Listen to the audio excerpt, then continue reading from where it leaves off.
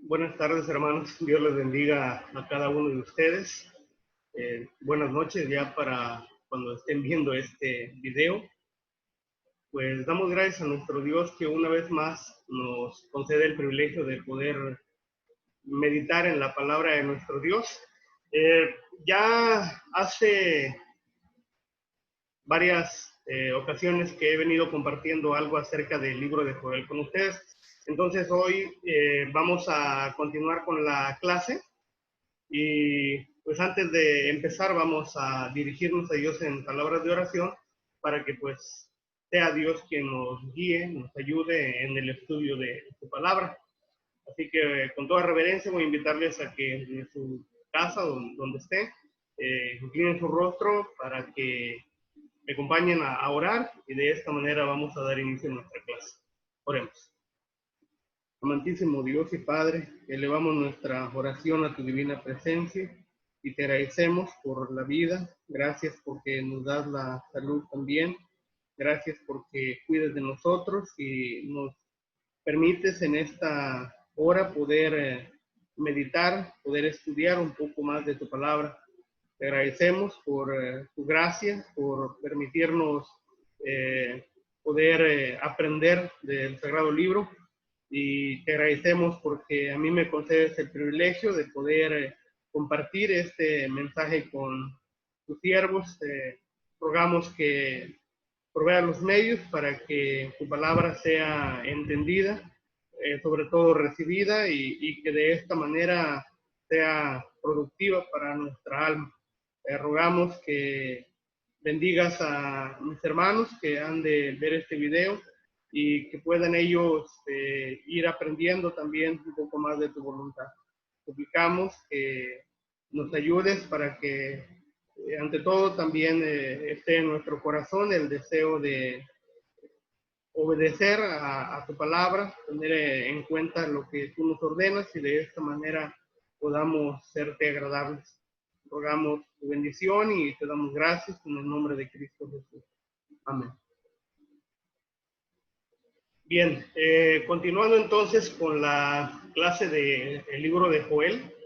La semana pasada estuvimos viendo lo que es el capítulo 2, el inicio del capítulo 2, y vimos los versículos desde el 1 hasta el versículo 17. Y ahí notamos cómo es que Joel empieza a dar una descripción acerca de las langostas. Ya en el capítulo 1 había hablado algo acerca de las langostas, cómo es que el pueblo tenía que despertar y darse cuenta de la situación en la que se encontraban. Y además de eso, de describir la calamidad que venía por parte de la langosta. Luego en el capítulo 2 sigue en los primeros versículos dando una descripción y la compara con un pueblo fuerte, y habla también ahí de cómo además de la langosta, pues vino detrás una gran sequía. Si ustedes ven ahí en el capítulo 2 de Joel, en el versículo 3, van a notar cómo es que primero dice que viene la langosta, pero ahí dice que delante de la langosta el paisaje iba a ser como el huerto del Edén. Pero una vez que la langosta pasara, dice, iba a ser como un desierto asolado, dice, detrás de él abrazará llamas. Entonces, además del desastre de la langosta, viene también la sequía, una sequía terrible. Y de ahí viene también el llamado al arrepentimiento. Dios le dice al pueblo, conviértanse de todo su corazón, les dice, rasguen su corazón, o sea, en lugar de sus vestiduras, rasguen su corazón, vístanse de cilicio, ayunen, y le habla a todo el pueblo, porque dice los ancianos, los jóvenes, los que maman, si los niños, el novio, la novia, dice todos vayan al templo en este caso y a arrepentirse, a pedirle a Dios que los perdonara. Y les dice, los sacerdotes lloren y rueguen a Dios que Él perdone el pecado, que revierta ahora sí todo el mal que había enviado al pueblo por causa del pecado. Entonces, después del llamado al arrepentimiento, ya viene lo que vamos a estar viendo ahorita.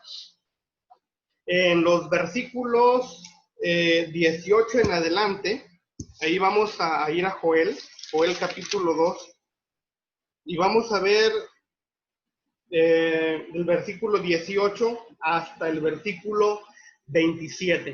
Joel 2, 18 al 27, ahí en la pantalla les puse la lectura, entonces ustedes van a poder ir leyendo. A ver, dice, y Jehová solícito por su tierra perdonará a su pueblo.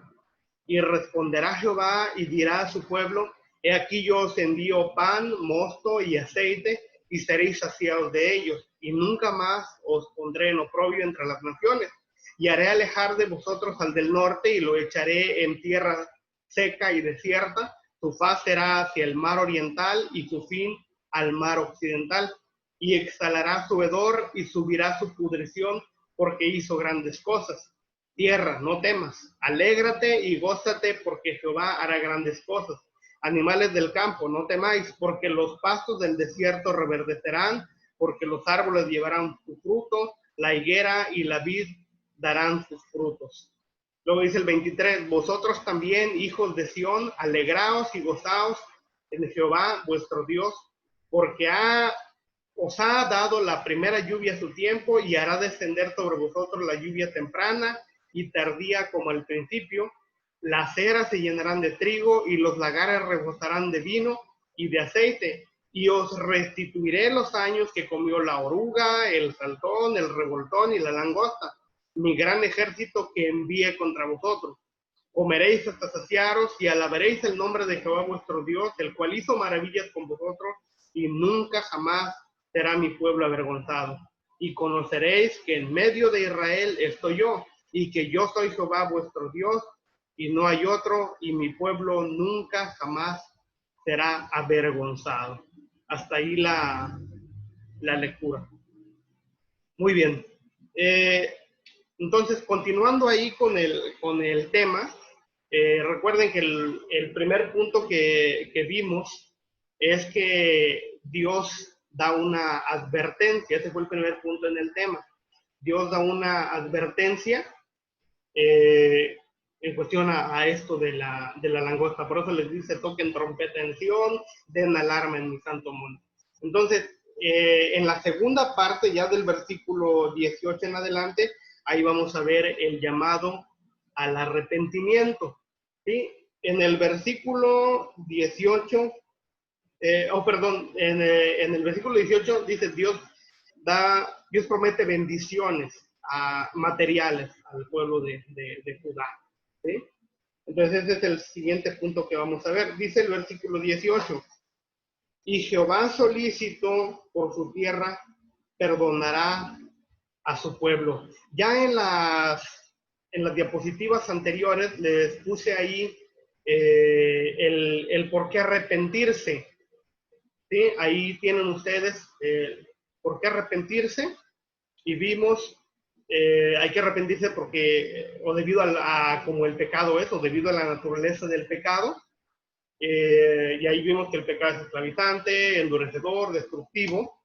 Luego vimos también que hay que arrepentirse debido a como Dios es, o sea, dada la naturaleza de Dios, hay que arrepentirse. Él es solícito, es lo que vemos aquí en este versículo, porque dice, solícito por la tierra perdonará a su pueblo.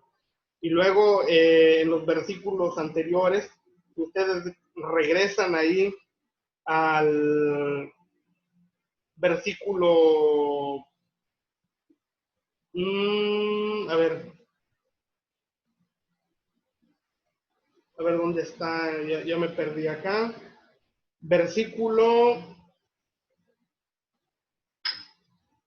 oh sí, estoy adelantándome un poco.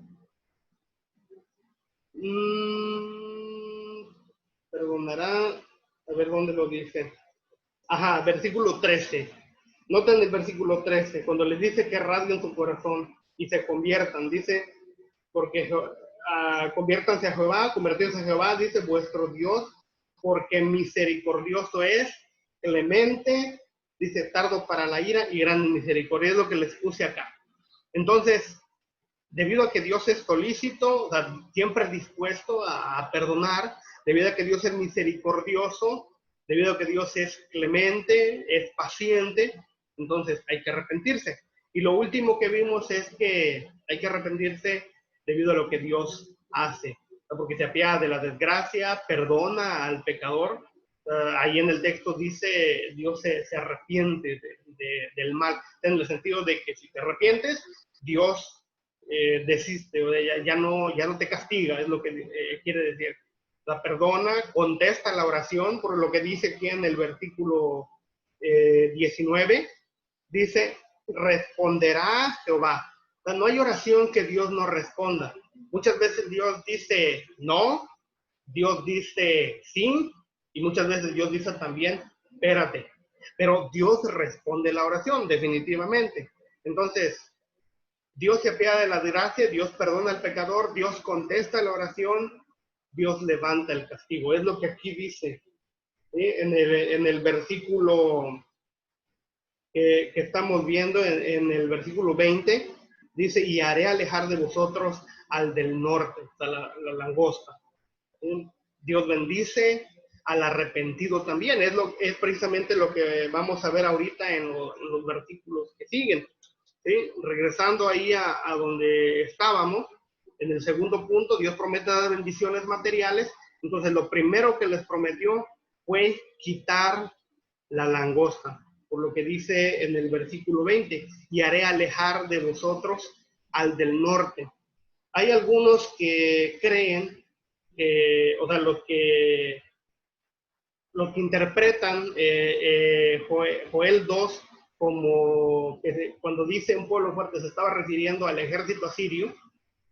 Dicen ellos que esto de al del norte se refiere a la langosta, al pueblo asirio, perdón. Pero por lo que ya vimos, ¿sí? Lo que se dice de la langosta, y luego lo que dice aquí, haré alejar de nosotros al del norte, pues se refiere a todo ese enjambre que había venido y había dañado a toda la tierra. Entonces, de la langosta, noten cómo dice en el versículo 20, y lo echaré en tierra seca y desierta.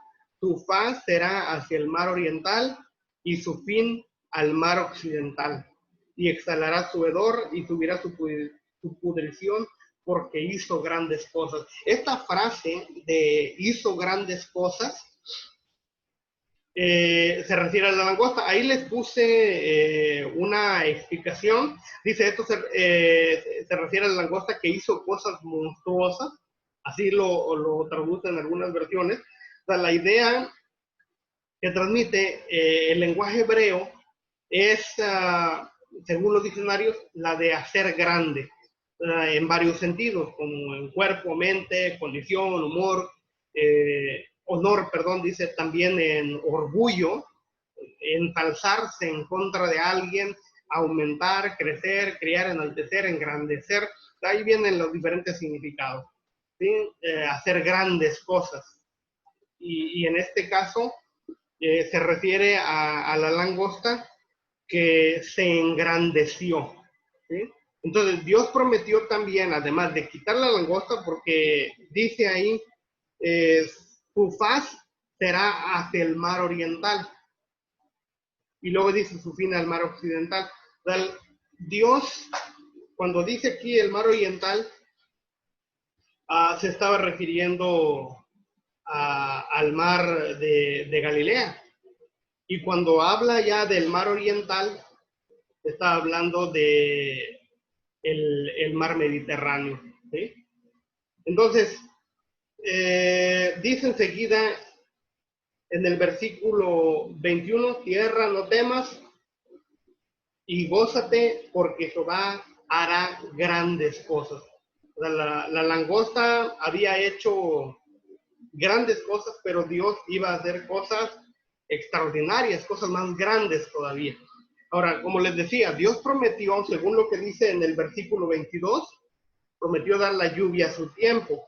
Dice, animales del campo, no temáis, porque los pastos del desierto reverdecerán. Ustedes recordarán que en el capítulo 1 vimos cómo es que el profeta dice que las bestias gemían a Jehová. ¿Por qué? Porque estaban deambulando de un lado a otro, no había pastos, la langosta había acabado con todo. Y Dios les dice, en el versículo 22, animales del campo no teman. Dios les iba a proveer del alimento. Y los pastos iban a reverdecer, iba a enviar la lluvia a su tiempo. Dice más adelante, te habla de la lluvia temprana y la tardía también. La lluvia tardía o la temprana llegaba en otoño o a principios de invierno y en el mes de noviembre. Y la tardía caía en la primavera, en el mes de abril, ahí se lo puse en la diapositiva. ¿Sí? Estos eran los dos tiempos en que llegaba la lluvia. Bueno, ya estaba la sequía, Dios les dice, si se arrepienten, Dios les va a enviar la lluvia. ¿Sí? Esa era la promesa que Dios daba.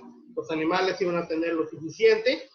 Ahora, eso es lo que dice en el versículo 23.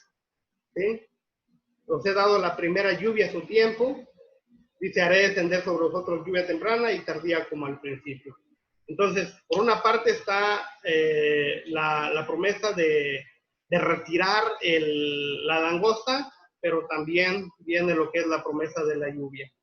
Ahora, Dios prometió también darle fertilidad a la tierra. Eso es lo que vemos aquí en el... Ay, ya me adelanté. Ahí está. A ver, ya me perdí. Oye, eso me pasa por no familiarizarme muy bien con la tecnología. Bien, les decía, el pasto iba a reverdecer. Los animales tendrían comida abundante de nuevo. ¿Sí? Los árboles iban a volver a llenarse de fruto. Ustedes han de recordar que creo que es el segundo estudio de Joel, vimos ahí que habían 7 frutos que se cosechaban en el pueblo de Israel, en la tierra palestina.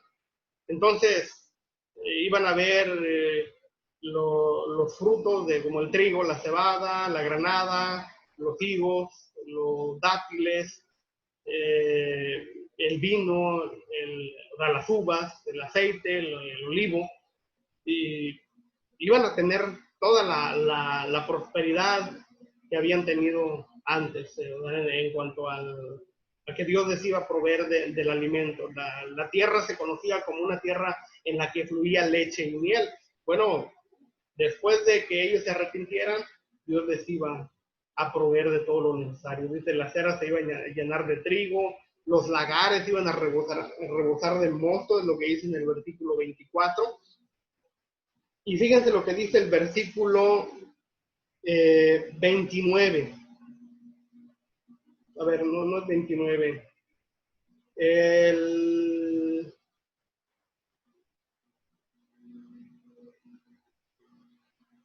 Versículo 19. Dice, y responderá Jehová y dirá a su pueblo, he aquí yo os envío pan, mosto, aceite, y seréis saciados de ellos. Estaban padeciendo hambre por causa de la escasez, la sequía. No había para las ofrendas. Bueno, ahora dice, se arrepienten, Dios va a responder, van a tener alimento hasta saciarse. ¿Sí? Y luego dice, nunca más los pondré en oprobio. O sea, iban a hacer la burla de otras naciones ante la situación que estaban viviendo de la langosta, pero Dios dice, se arrepienten, nunca más les va a pasar eso. Dios los va a bendecir. Es el mensaje del profeta. Ahora bien, Otra de las bendiciones, como les decía hace un rato, las langostas habían hecho grandes cosas, Dios iba a hacer algo mucho más grande todavía. Ahora, Dios prometió no solo bendiciones materiales, Dios también prometió bendiciones espirituales. ¿Sí? Dios prometió bendiciones espirituales. Antes de esto, noten lo que dice el versículo 27. Después de que les dice que iban ellos a tener otra vez alimento, que iba a venir la lluvia, que los animales iban a tener suficiente sustento, que iba a alejar la langosta, dice el versículo 27, y conoceréis que en medio de Israel estoy yo, y que yo soy Jehová, vuestro Dios, y no hay otro, y mi pueblo nunca jamás será avergonzado. Este era el propósito de todo esto, de la langosta. El pueblo de Dios, Judá, seguramente había fallado en reconocer a Dios como Dios realmente, como quien es Él. Y en este versículo dice, van a conocer que estoy en medio de ustedes, que no están solos, que yo estoy con ustedes. Y luego dice, y que soy Jehová, que yo soy Jehová, vuestro Dios, y no hay otro. ¿Sí? Uno de los pecados que caracterizaron al pueblo de Israel por mucho tiempo fue la idolatría. Ustedes recordarán que allá cuando salieron de Egipto y llegaron al desierto, cuando Moisés se ausentó, lo primero que se les ocurrió fue hacer un becerro de oro. Es lo que ellos habían visto en Egipto, adoración pagana. Entonces, durante mucho tiempo ellos adoraron ídolos. En el tiempo de los jueces, a cada rato ellos se olvidaban de Dios y adoraban a Astarot, a Chemos, a Moloch, a otros dioses. Entonces, para el tiempo del reino dividido, también tenemos el relato ahí en los libros de Reyes, cómo es que los diferentes reyes desde Jeroboam y Roboam, cuando se dividió el reino hasta el tiempo en el que vino la cautividad en el 722 para las tribus de Israel, y luego en el 586 creo que fue la cautividad del pueblo de Judá. Entonces, durante todo ese tiempo hubo reyes que hicieron lo malo y enfocaron al pueblo de Dios hacia la idolatría. Entonces, el mandato había sido que Dios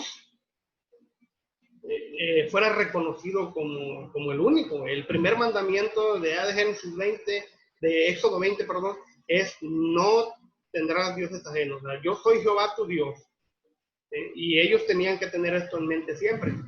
Pero lamentablemente fallaron. Bueno, Dios les dice aquí a los del pueblo de Judá, a través del profeta, cuando ustedes vean esto que yo voy a hacer, entonces van a reconocer, dice que estoy en medio de ustedes y que yo soy Jehová, vuestro Dios, que no hay otro.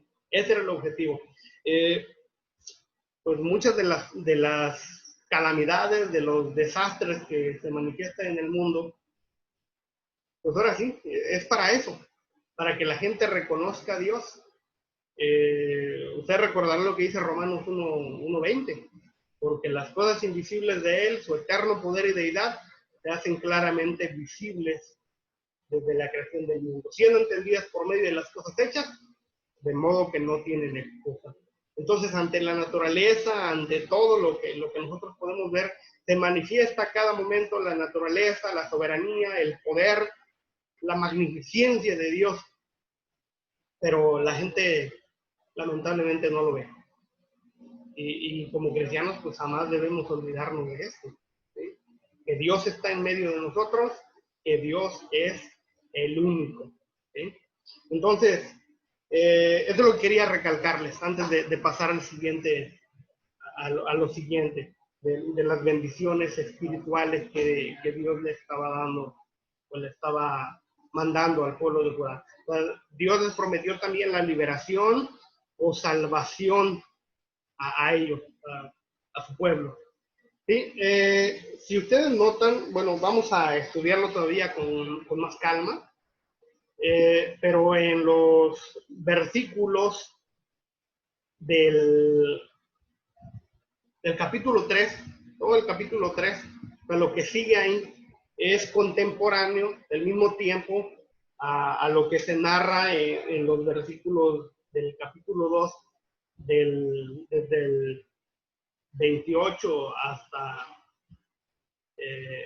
al 32. O sea, en el 28, voy a leerlo, ¿sí? Joel 2, 28 al 32, porque eso no se los puse ahí en la diapositiva. Dice, y después de esto derramaré mi espíritu sobre toda carne, y profetizarán vuestros hijos y vuestras hijas, y vuestros ancianos soñarán sueños, y vuestros jóvenes verán visiones.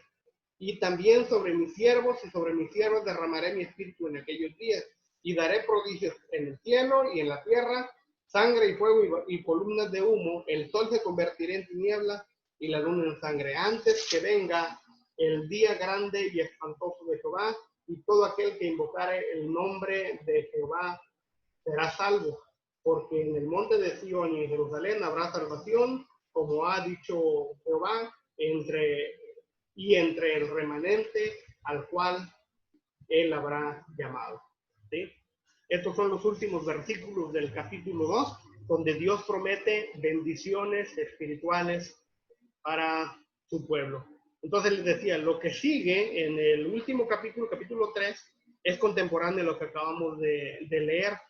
O sea, el 1.27 del inicio del libro, desde el 1.1 al 2.27, trata de la langosta, sus consecuencias. Y ya del 28 al 31 anuncia lo que iba a venir en un futuro, lo que le deparaba al pueblo de Dios, y por lo que se ve se trata de la salvación o liberación y la destrucción de sus enemigos.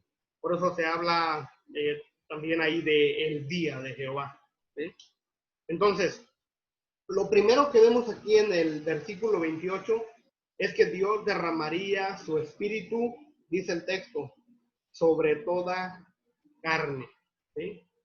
O sea, esta profecía tuvo su cumplimiento de algún modo que es un tanto complicado para nosotros saberlo en los días de Joel, ¿sí? En esa época. ¿Sí?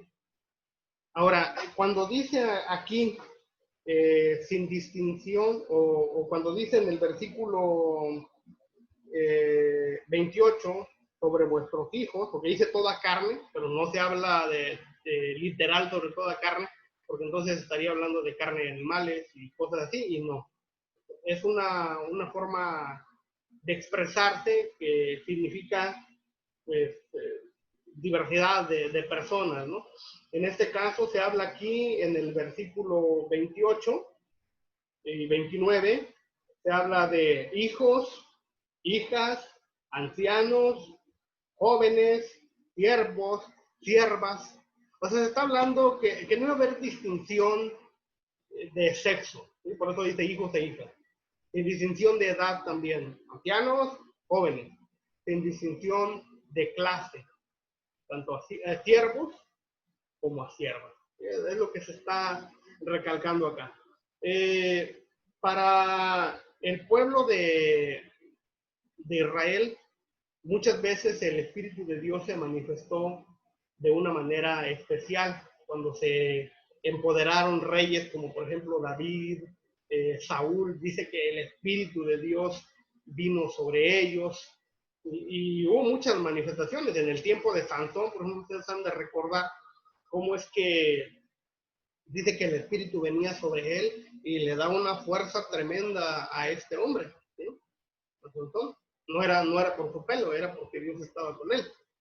Entonces, el Espíritu de Dios se manifestaba de una forma extraordinaria en ellos. Pero lo que se profetiza aquí en el libro de Joel, capítulo 2, del 28 en adelante, es una manifestación del Espíritu de Dios más sobresaliente todavía, algo totalmente desconocido en todo lo que fue la época judaica, ¿sí?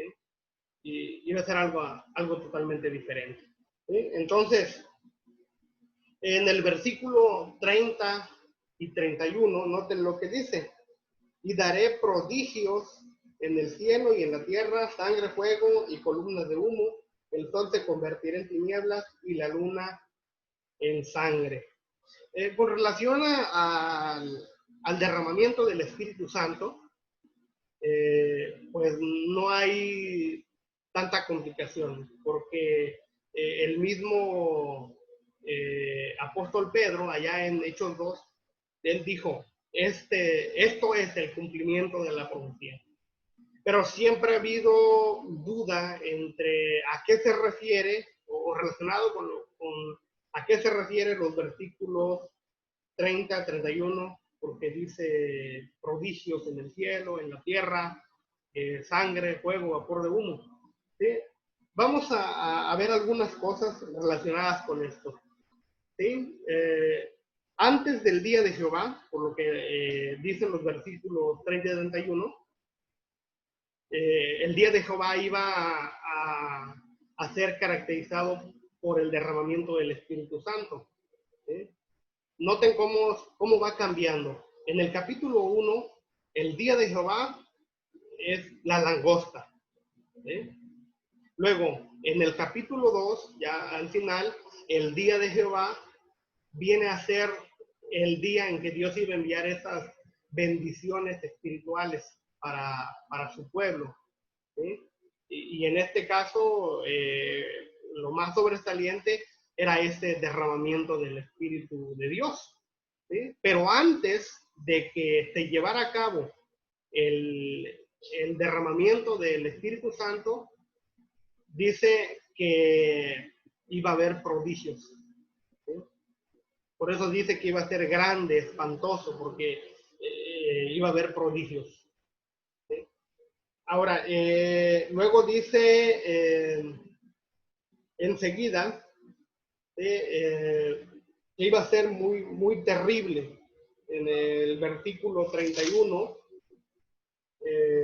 dice, antes que venga el día grande y espantoso. Así se describe el día de Jehová, grande y espantoso. Algunas versiones han traducido muy terrible, ¿sí? Y la mayoría de las versiones dice terrible, pero en la NAS o la nueva versión estándar americana, es lo que significa, o nueva Biblia estándar americana, traduce grandioso. O sea, el día de Jehová iba a ser grandioso, algo extremadamente sobresaliente, ¿no? Diferente. Es a lo que se refiere, pero en esta versión dice espantoso, grande y espantoso. Pero no se refiere precisamente a que iba a ser algo de miedo, sino que iba a ser algo jamás visto antes. ¿Sí? Por eso dice grandioso en otras versiones. Muy bien. Entonces, ahí me equivoqué en la diapositiva, le puse al revés el orden, ¿sí? Y habla ahí de prodigios en el cielo y en la tierra. Y esto de algún modo está relacionado con lo de Éxodo 10, cuando vino las plagas. Ustedes recordarán que pues, hubo prodigios en el cielo y en la tierra, porque hubo tinieblas, la plaga de tinieblas, y también hubo prodigios en la tierra cuando vino, por ejemplo, lo que era las plagas de ranas, todo el desastre que hubo ahí en ese lugar, ¿no? Cuando vino la plaga de moscas, la plaga del ganado, fue en el cielo y en la tierra. Y también, ustedes recordarán que cuando salió el pueblo de Israel allá en el desierto, pues iba la nube con ellos en el día, y para los egipcios dice que era tinieblas, y luego para los judíos realmente, para el pueblo de Israel, pues era luz en la noche, la columna de fuego, y en el día, pues la nube les daba sombra. Entonces ahí se manifiesta algo de lo que vemos aquí, prodigios en el cielo y en la tierra. ¿Sí? Ahora bien, hay otros pasajes donde se utilizan expresiones parecidas, ¿verdad? Como lo que vimos ahí atrás, de prodigios en el cielo, en la tierra, sangre, fuego, vapor de humo, todo eso, se menciona en otros pasajes. Vamos a leer solo uno, el de Isaías, capítulo 13, versículo 6. Isaías, capítulo 13, versículo 6. Ya ustedes pueden ir, si quieren, le ponen pausa al video y ponen las otras, o busquen las otras citas para que vayan viendo esto. 13:6 de Isaías dice, aullad porque cerca está el día de Jehová, vendrá como asolamiento del Todopoderoso. En el 10 dice, por lo cual las estrellas de los cielos y sus luceros no darán su luz, y el sol se oscurecerá al nacer, y la luna no dará su resplandor. Y en el 11 dice, y castigaré al mundo por su maldad y a los impíos por su iniquidad, y haré que cese la arrogancia de los soberbios y abatiré la altivez de los fuertes.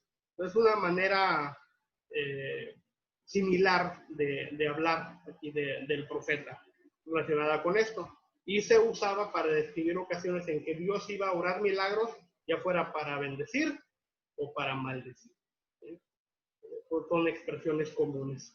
Ahora, pero la característica más importante del día de Jehová es que iba a haber una oportunidad de salvación, por lo que dice ahí en el versículo 32, ¿sí? Y todo aquel que invocare el nombre de Jehová será salvo. O sea, algunos en Jerusalén, pues el remanente, como dice ahí en el versículo 32 al final, pues iban a escapar. Ya ven que en el versículo 11, la pregunta era, ¿quién podrá sostenerse en pie? ¿Quién podrá escapar de esta calamidad? Pues ahora sí que los que se arrepintieran y invocaran, como dice el texto, el nombre de Jehová, iban a ser salvos.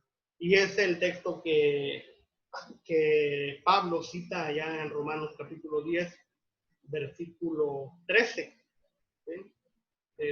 Todo aquel que invocar el nombre de Jehová, del Señor, será salvo. Ahora, ¿qué es invocar el nombre de Jehová? Siempre ha habido interpretaciones diferentes sobre esto de invocar el nombre de Jehová. ¿Cómo invocar el nombre de Jehová? Para los judíos, pues era hacer continuamente lo que ya Joel había descrito, como dice, rasguen su corazón, arrepiéntanse, pídanle perdón a Dios, vuélvanse a Dios. Eso era lo que ellos tenían que hacer continuamente. Obedecer a Dios, procurar agradarle, arrepentirse de gran pecado. Ese era invocar el nombre de Jehová para ellos. Ahora, para nosotros, según lo que dice Romanos 10, 14 y 15, ahí tenemos la respuesta. El apóstol Pablo ahí, si ustedes pueden abrir su Biblia, ahí en el texto de Romanos 10, 13 en adelante, se habla ahí del que invocar el nombre del Señor será salvo, pero luego el apóstol pregunta y dice, ¿cómo pues, dice, invocarán en aquel en el cual no han creído? O sea, se necesita, para que alguien sea salvo, es imprescindible que invoque el nombre del Señor, el nombre de Jehová. Pero para que alguien invoque, primero debe creer. Es lo que dice el texto. ¿Cómo invocarán a aquel en el cual no han creído? Pero luego dice, ¿y cómo creerán en aquel de quien no han oído? Otra vez, entonces, primero es creer para invocar, pero para creer hay que oír. ¿Sí? Y luego, para oír la palabra de Dios, pues se necesita que alguien le predique. Entonces, ahí se va mostrando cómo se desarrolla lo de la gran comisión y el plan de salvación. Jesús les dice a los apóstoles, vayan y prediquen el evangelio. Vayan y hagan discípulos a todas las naciones. Y luego, por ejemplo, en Marcos, dice, el que creyere y fuera bautizado será salvo. ¿Sí?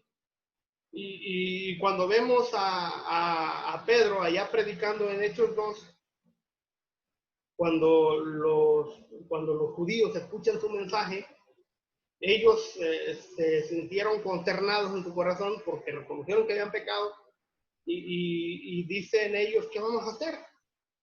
¿Por qué preguntaron? Porque ya habían oído la predicación de Pedro, él ya les había enseñado, ellos ya habían oído, ellos ya habían creído, porque entonces entendieron y creyeron lo que él estaba diciendo, la palabra de Dios, y entonces ellos, al creer, fue que se compungieron de corazón, estaban dando los resultados. Una vez que ellos preguntan qué hacer, Pedro les dice, arrepiéntanse. ¿Por qué no les dice crean? Porque ya creían. Desde que preguntaron qué hacer es porque ya creían. Entonces les dice, arrepiéntanse y bautícense. Entonces ese es el proceso, ese es invocar el nombre del Señor, ¿sí? Para nosotros. Entonces para invocar hay que creer, para creer hay que oír, para oír alguien tiene que predicar. Ahora, ¿qué es exactamente invocar el nombre de Jehová o el nombre del Señor? En Hechos 22:16 se ve la manera de invocar el nombre de Jehová. Ustedes han de recordar cómo es que cuando Ananías llega a donde Pablo estaba, después de que le dice, Dios me ha enviado para que recobres la vista y para que seas testigo de las cosas que has visto y las que vas a ver todavía, porque Dios se te va a aparecer y le dice y vas a dar testimonio de él. Entonces, cuando se le comisiona a los gentiles y todo, una vez que recibe la vista, Ananías le dice, ¿por qué te detienes? Levántate, bautízate, y luego dice, lava tus pecados invocando su nombre. ¿Sí? Alguien podría decir, bueno, pero ¿no había invocado ya Pablo el nombre de Jehová? Porque dice que había orado, pero el haber orado no era invocar el nombre de Jehová. ¿Sí? En el contexto que estamos viendo. ¿Sí? Había ayunado porque dice que estuvo 3 días sin ver, no comió ni bebió, pero el haber ayunado tampoco era invocar el nombre de Jehová. Ananías le dice, lava tus pecados invocando su nombre. ¿Cómo iba a lavar sus pecados? Bautizándose. Entonces, a veces las personas creen que invocar el nombre de Jehová es simplemente levantar la mano y orar, aceptar a Jesucristo en el corazón y ya, eso es todo, ya fuiste perdonado. No, no es así. ¿Sí? No es así. Tampoco es invocar el nombre de Jehová sobre la persona. Como hay algunas veces que el predicador o el pastor o lo que sea, cuando va a bautizar a alguien, le pone la mano encima en la cabeza al que va a ser bautizado y levanta la mano y luego dice, con la autoridad que Dios me ha concedido, yo te bautizo, ¿no? Pero, según ellos invocan el nombre de Dios sobre ellos, pero no. El texto no dice que se va a invocar el nombre de Dios sobre nosotros, sino que nosotros debemos invocar el nombre de Dios. ¿Y cómo lo hacemos? Según lo que acabamos de ver, a través del bautismo. Entonces, todos aquellos que ya hemos sido bautizados, ya hemos invocado el nombre de Dios. Ahora, aquellos que aún no se han bautizado, que no han obedecido al Evangelio, esta es la manera de invocar el nombre de Dios. Ahora, noten una cosa, dice el texto, todo el que invocare el nombre de Jehová será salvo. Entonces, por implicación, el que no invoque el nombre de Dios, ¿va a ser salvo? No. ¿Sí? Es lo que nos dice la Biblia. El que no invoque el nombre de Jehová o el nombre del Señor, como dijo Pablo allá en el Nuevo Testamento en Romanos, no va a ser salvo. Una persona podrá orar, una persona podrá lo que llaman hacer penitencia, una persona podrá asistir a todas las reuniones, una persona podrá estudiar la Biblia, ¿sí? Las personas podrán incluso hablar de la Biblia con otras personas, pero mientras no se bautice, mientras no obedezca el Evangelio a través de ser sepultado en las aguas, no va a ser salvo. Y no soy yo el que lo dice, sino la Biblia, la palabra de Dios, es la que nos está diciendo que para ser salvo hay que invocar el nombre de Jehová. Y el texto dice que la única manera de invocar el nombre de Jehová es siendo bautizado.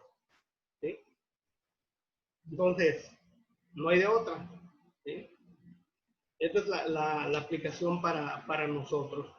Ahora bien, la profecía se cumpliría también en el día que inició la iglesia.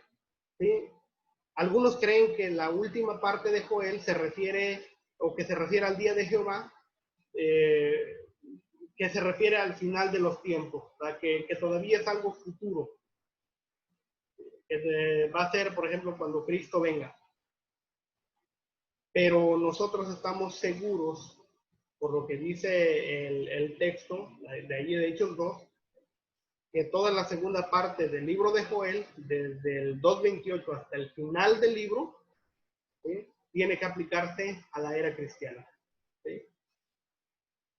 Lo que ya predijo, lo que Pedro dijo, perdón, que Joel 2:28 a 32 se cumplió en el día de Pentecostés hasta el final, habría de tener lugar, como tiene ahí la diapositiva, en aquellos días, en el mismo periodo de tiempo. ¿Cuál? La era cristiana. ¿Sí? Ahora, la profecía se cumpliría también, como dice el día que inició la iglesia, dice algunos, esta es otra información, algunos ven detalles de la profecía como cumplidos en los acontecimientos de la vida de Cristo. ¿Sí? Hay un comentarista que dice que cuando dice el sol se convertirá en tinieblas y la luna en sangre, que se refiere al momento cuando Jesús murió en la cruz. ¿Sí? Porque 3 horas hubo tinieblas y se basan en el texto que dice antes que venga el día de Jehová, dado a que Jesús murió antes del día de Pentecostés. Hablan de que el día de Jehová es el día de Pentecostés. Y los prodigios lo aplican a las señales y prodigios milagrosos realizados por Cristo y sus apóstoles después del día de Pentecostés. ¿Sí? Entonces, estas son las diferentes interpretaciones. ¿Sí? Otros relacionan también los eventos mencionados, como dice ahí, sangre, fuego, vapor de humo, lo aplican a la destrucción de Jerusalén. Allá en el año 70 después de Cristo, el general Tito con Vespasiano destruyeron la ciudad de Jerusalén. Entonces, algunos relacionan eso con el año 70 después de Cristo. Y otros más creen que toda la profecía de Joel se va a cumplir cuando Jesús regrese. O sea, dicen que Hechos fue cumplida mientras, o sea, que fue cumplido una parte en Hechos 2, fue precumplido, pero el cumplimiento final está por venir. ¿Sí? Entonces, ¿qué aprendemos de la plaga de langostas? Primero, aprendemos algo acerca de nuestra lucha contra el mal. ¿Sí? Ustedes recordarán que la plaga de langostas se describe ahí como un ejército y dice que cada soldado iba en su lugar haciendo su trabajo los demás. O sea, cada langosta iba derecho, dice, sin estorbar a otros, hacia adelante. Entonces lo podríamos tomar como pues una lección de cómo nosotros debemos luchar contra el mal. Dice Efesios que tenemos una lucha contra carne, no tenemos una lucha contra carne y sangre, sino contra principados, potestades, contra huestes espirituales de maldad, lo que dice Efesios 6. Entonces nuestra lucha debe ser ordenada. Como soldados, cada cristiano haciendo su trabajo. Ahora sí, en lo individual, cada cristiano debe ser un soldado. Cada congregación debe funcionar como un ejército. Y ahora sí, todos participando. Nadie sentado. Dios espera que todos lo hagamos así. Que las congregaciones se organicen, ahora sí, de forma figurada, sus tropas, ¿sí? Que haya ese trabajo en conjunto, que cada cristiano en su lugar haga lo que le corresponde usando sus talentos, sus capacidades, y ahora sí, todos hacia adelante, sin desviarse, sin retroceder, sin estrechar a otros, es decir, sin hacer tropezar a nadie, sin estorbar a nadie, sino al contrario, impulsar a otros hacia adelante, ir nosotros hacia adelante. Entonces, aprendemos también de la langosta algo sobre qué hacer ante las necesidades especiales. Al pueblo de Judá, cuando vino esto de la langosta, se le dijo, convoquen asambleas. ¿Sí? Y es precisamente lo que el pueblo de Dios, la iglesia, hizo en sus inicios. Cuando había una situación complicada, de inmediato convocaban a una reunión general. Y ahí tenemos los textos, si ustedes lo quieren leer, le ponen pausa, lo leen. Y nosotros podíamos aplicar esto a nuestro tiempo. O sea, muchas veces hay, por ejemplo, el encarcelamiento injusto de algún hermano, cuando hay nombramiento de ancianos o envío de misioneros, en el caso de las congregaciones grandes que han hecho ese tipo de cosas, cuando hay enfermedad, cuando hay sequía, bueno, como en este caso de la pandemia, cuando la iglesia enfrenta grandes retos, cuando hay problemas o ante la necesidad de perdón por el pecado, como dice Santiago 5:16, pues hay que orar. La oración eficaz del justo puede mucho. Entonces, en situaciones especiales, nosotros podríamos también, ahora sí, convocar asamblea, juntarnos, bueno, ahorita no podemos por esta situación, pero muchos hermanos hacen las reuniones de alguna manera por Zoom o para orar, cadenas de oración cada quien en su casa. Y esto es algo bueno, Dios lo aprueba. Y es un ejemplo que tenemos aquí. Y bueno, lo que les decía hace un ratito de invocar el nombre de Jehová. ¿Qué quiere decir invocar el nombre del Señor? No es aceptar a Jesucristo en el corazón. Mateo 7:21 dice, no todo el que me dice, Señor, Señor, entrará en el reino de los cielos, sino que hace la voluntad de mi Padre. O sea, es arrepentirse, es bautizarse, según Hechos 2. Y al ser bautizado, uno invoca su nombre. ¿Sí? Estas son las lecciones que nosotros aprendemos de la langosta. Así es que vamos a orar ya para terminar con nuestra clase. y pues espero que haya sido productivo para ustedes, de edificación. Y pues Dios mediante, la próxima semana continuamos con el capítulo 3. Vamos a arrancar con el capítulo 3. Vamos a orar, hermano. Amantísimo Dios y Padre, una vez más nos dirigimos a tu gloriosa presencia y te agradecemos por habernos permitido estudiar un momento más de tu palabra. Rogamos, soberano Señor, que provea los medios para que estas enseñanzas estén en nuestra mente, en nuestro corazón, y que nos ayuden para ir creciendo, que estemos siempre conscientes de que tú estás entre nosotros, siempre reconozcamos que tú eres nuestro Dios y el único, y rogamos, soberano Padre, que también en nuestra mente valoremos siempre esas bendiciones, tanto materiales como espirituales, que tú derramas sobre nosotros.